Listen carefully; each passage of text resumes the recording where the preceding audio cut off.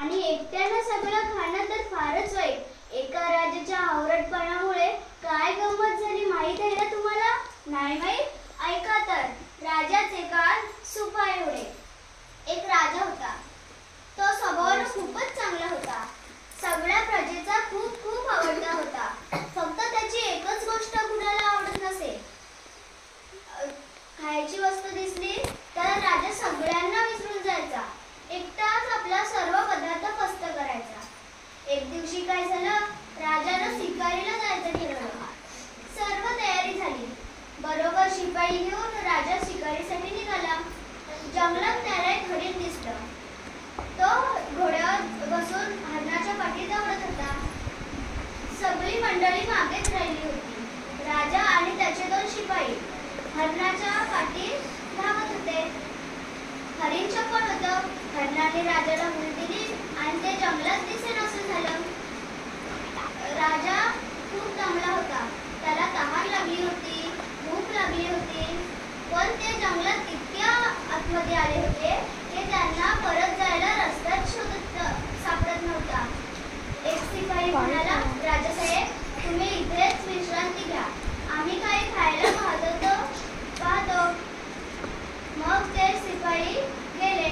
त्यांना शोधता शोधता एका झाडावर लाल लाल रंगाची मधुर रसाळ अशी फळं दिसली.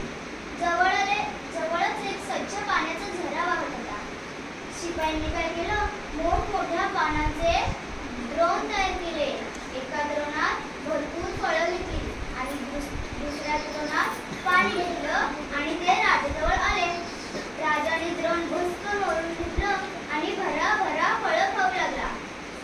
शिपाई बिचारे त्याच्याकडे बघतच राहिले. अहो, त्यांना सुद्धा खूप भूक लागली होती ना. पण करणार काय? राजाने सगळी फळं संपवली.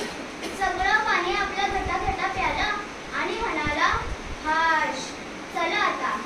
शिपाई बिचारे तसेच उपाशी पोटी रस्ता शोधत शोधत बाकी मंडळींबरोबर पोहोचले. सर्वजण राजवाड्यात आले. रात्री राजाला अगदी शांत झोप लागली. सकाळी राजा उठला. आळोखे पेळेपोदे उठून बसला. तोच त्याच्या खांद्यावर काहीतरी गुळगुळलं. राजाने हाताने चाचपून पाहिलं तर काय, राजा आज्यासमोर उभं राहिला. तर काय आश्चर्य, अहो खरंच की त्याचे कान किती मोठे झाले होते. राजाला स्वतःचीच लाज वाटू लागली. आता लोकांसमोर कसं जायचं?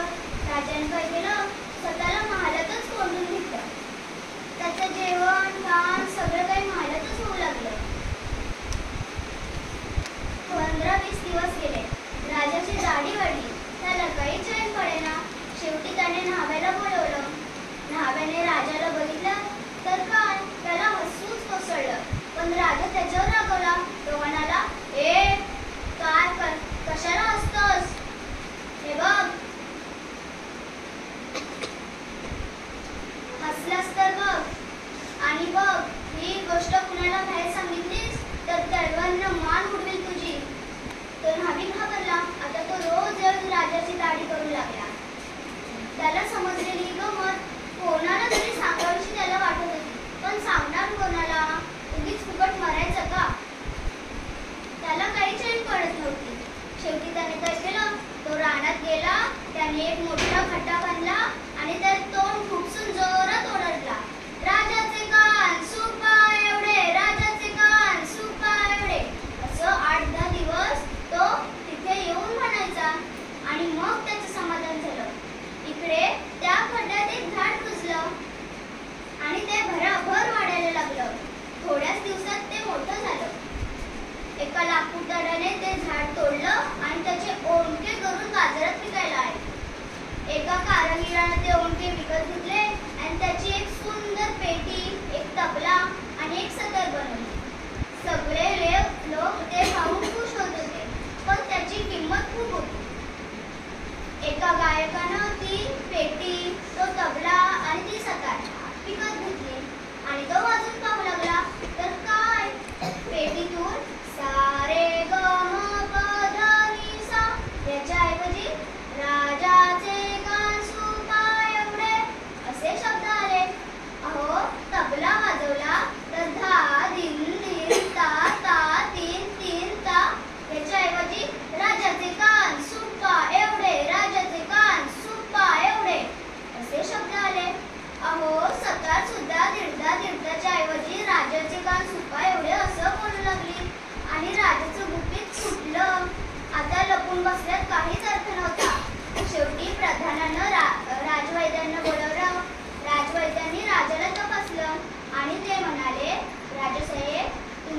एखादी वस्तू, एखादा पदार्थ एकट्यानं खाल्लं होतं का?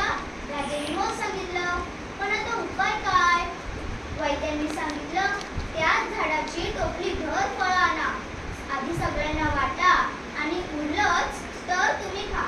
राजाने तसंच केलं. शिपायांना पाठवून त्या झाडाची भरपूर फळं आणली, सगळ्यांना वाटली आणि शेवटी एकच फळ उरलं, ते स्वतः खाल्लं.